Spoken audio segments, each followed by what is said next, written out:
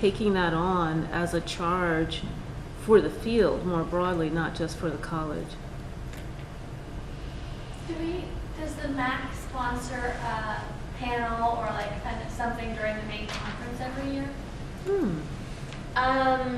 We do not, and we did try this year to some extent. You know, so the challenge is that there are a few of us in the committee, right, and who can only do so much. And so it was, I think, enough to be able this year to do this workshop, and didn't really have the bandwidth to put on anything else during the annual meeting. However, that was a goal for the year, and can be in future years.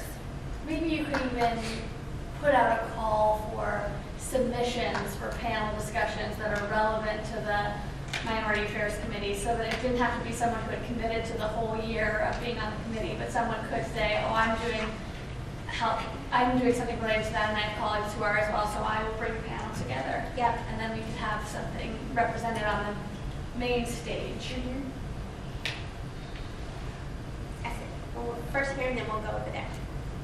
If you charge, would it be, what day would it be held? Because for, you know, right now the way we set up, there's conference workshops tomorrow and then most of the meetings Monday, Tuesday, and there's a shortened rate. And so for me, I ended up paying for the shortened rate, but then staying here an extra day. If this was all tomorrow, it would be cheaper for me, even if I had to pay. Do you hear what I'm saying? Like, Yeah. so that if charging would allow you to, you could like start the day before, it actually could have some advantage and may get more people here because it's a trade-off of an extra hotel. I see. Okay. Yep. That's a great point. Does the MAC have a student committee? There's not a committee per se. We do have a liaison to the associate member committee typically, which is our version of the trainee or I think public health practice individuals. So there is that. Okay. But all are welcome at any stage of training on the MAC. How many interactions does student have with the committee throughout the year except this conference? In-person meetings, there are none except for the annual meeting, except for if you happen to attend other meetings that other committee members are at. So like if, you know, we all go to SER, then we'll see each other at SER, or if you're in the same field, or if we go to APHA, you know, those sorts of things. I just want to say comment and not Yes. just like a question. I mean, this is my first time being here. I'm really enjoying it. I also wanted to add the comments of really keen on asking questions. Actually, part of it is because I feel like I'm among the professionals who've been in the field for so long, and my comments now here I value her so much. So I'll definitely take that into consideration. So making sure that I say what I have to say. But again, I've enjoyed my time here so far, and what this committee is trying to put together for young student professionals trying to enter the field of epidemiology. I definitely look forward to be part of more future meetings and assist whenever I can. So. Great. Thank you. Yes. This is a little off topic, but are there any opportunities for like mentorship with like connecting trainees with fellows or more senior members? So there are through the Career Mentoring Committee, and But I mean like so there aren't specifically through the MAC. However, we could partner, or we could, you know, depending on interest, make that a focus of our committee as well. I would encourage that. Yeah. Okay. That's a good Oh, idea. okay. I tried when I was a student, tried to go through the mentoring committee, and it didn't work out. Okay. So good to know. It's being revamped.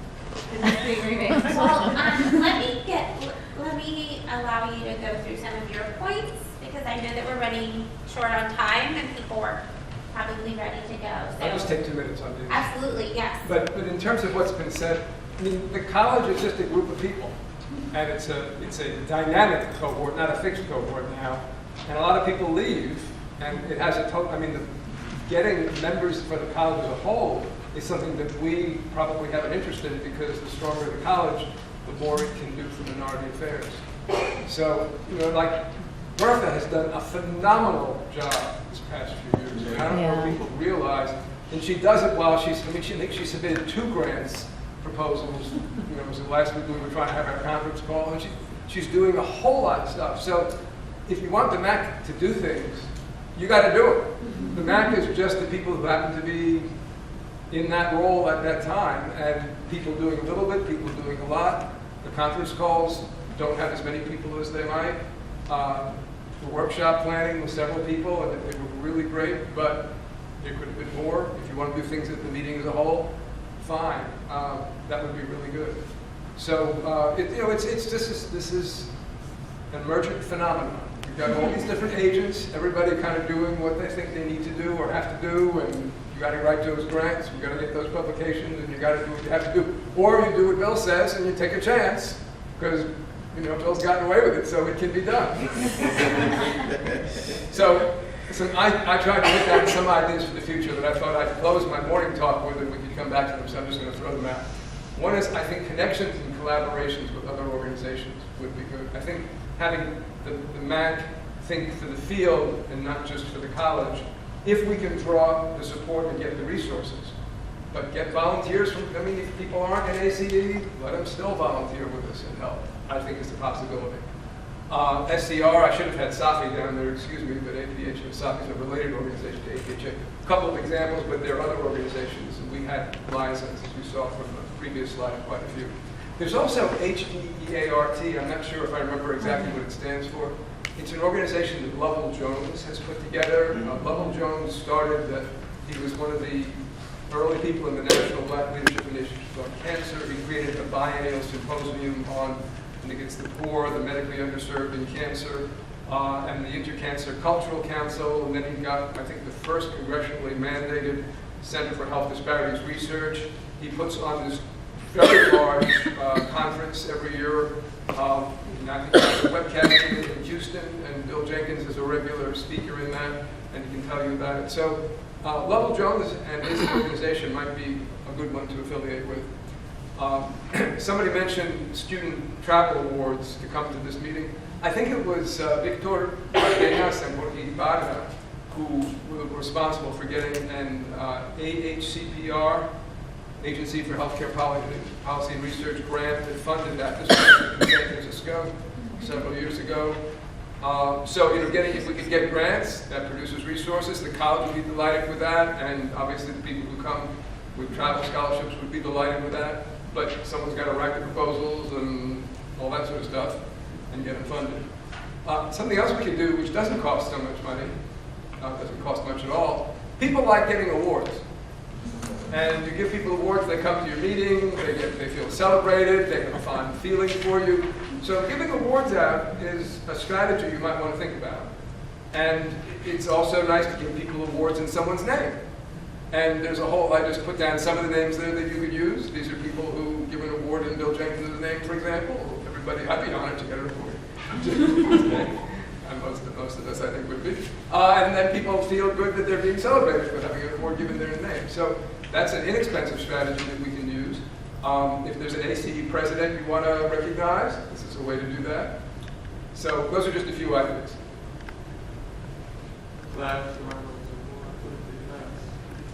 To Bill Jenkins. There you go. I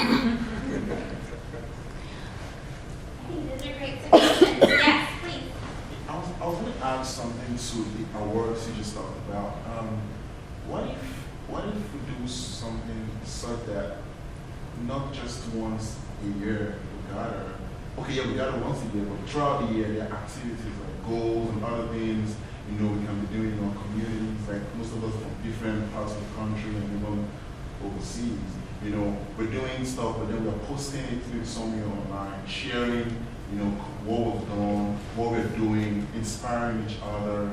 And then in a conference like this, maybe we end with an award night where we recognize people that have been doing stuff in different parts of the world, to encourage them, just to keep ourselves active throughout the year, and then encourage others to, do this kind of thing, I think it would be,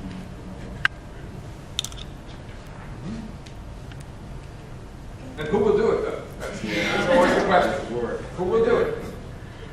we all do it. And most of us are currently doing a lot of things that we can share with each other to inspire, you know. So sharing, I think it boils down to social media. You know, having a social media platform where we can each share what we're doing currently and where we're doing it. Then we get support from each other, you know. I think it's pretty good. Yes. I just have two questions. So you mentioned that you have conference calls. What does the content of that look like, and how frequently do you do it? And then secondly, I'm a first-time attendee to the conference, so do you all, post position papers like each year to the board? And like, I guess how can this incorporate into the business of ACE? So the calls are held monthly, and typically the large focus tends to be whatever largest issue is at hand. Usually it's the annual workshop because it does require so much planning. And so, what is the topic going to be? Who are the speakers going to be? Contacting the speakers, planning for the budget, those things. We have contemplated the idea of writing a position paper, and I think especially in light of this workshop's topic. Now, other committees have done that very successfully, namely the Policy Committee of the American College of Epidemiology, which at least I think the past 2 years, maybe every other year in the last 4 years, has published these case studies in the Annals of Epidemiology. One of them was a disparities paper. I was involved in a refugee paper that just came out in the Annals this year. And so there are efforts that are ongoing either within the MAC or in the college itself. Again, I think that within the MAC itself, because of the varying levels of experience, that it helps to think more broadly about some of the opportunities that may be there. But it does come down to time. I mean, I think that that's the rate limiting factor, is that we are all very busy, and I was much less busy when I was a graduate student and postdoc, and somehow I just had all this time to write, and I had energy. And I'm on my third year on the faculty, and I feel like there's just no time. I don't know if anybody else feels like that, but assistant professor is the worst job on earth. I mean, I'm an assistant professor, and it just feels like there's no time. And so I would love for those things to come out of the MAC.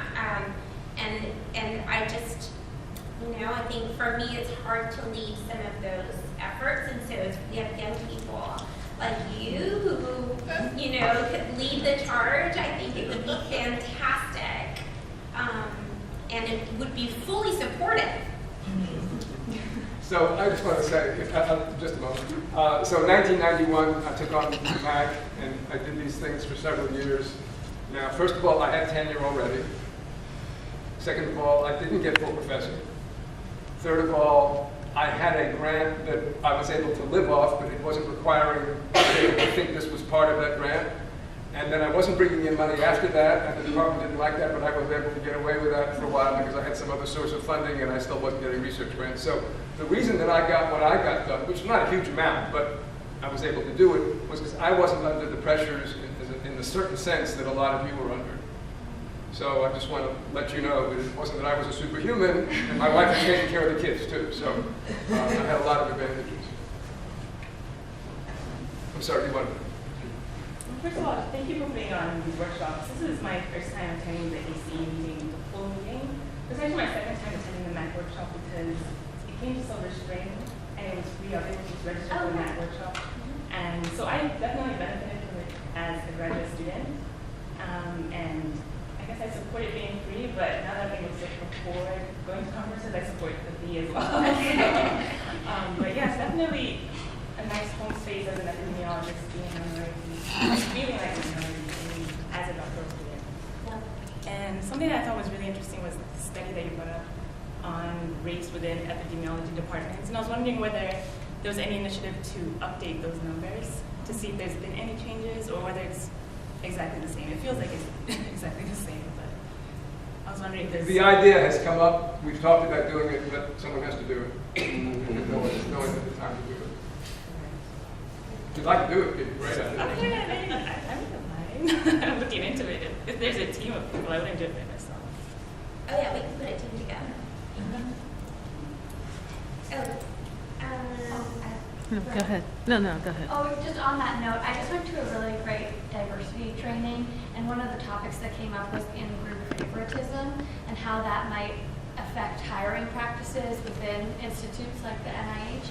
And I think I have the benefit of having diversity workshops in my workplace, but not every school has that opportunity.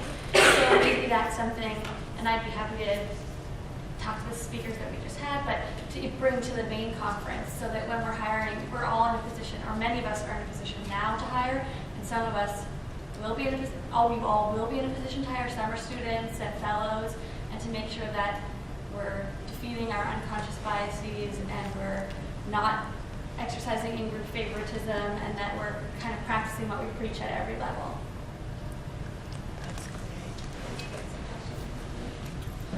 I'm looking at number 2, the grant proposals, and thinking about this volunteer and this volunteer.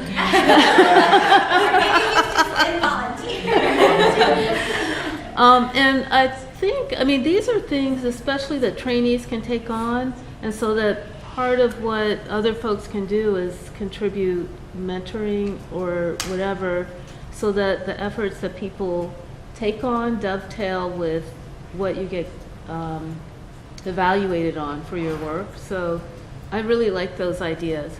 And I think thinking back to when Jorge was chairing the committee and we met in Arizona, that there was a huge number of students at that particular workshop, and partnering more with whichever local area, with the schools in the local area, the county, and other agencies in the local area could be a great way both to expand who shows up at the workshop and the college meeting in general, but also maybe even to get some funds and support for it.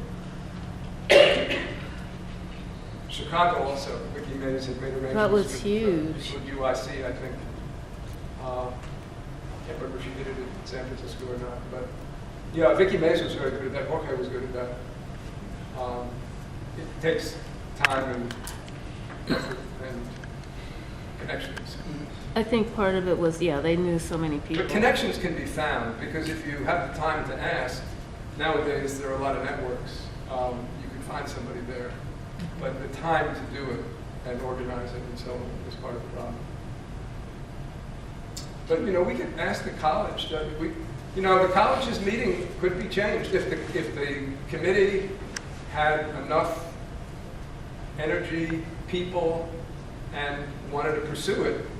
We could petition the college to have a session at the college on this. We could have a diversity workshop at the college as part of the main meeting. The college needs our support. It needs money, so we can help bring in, if we recruit people to the college, that's political support. It's just a group of people.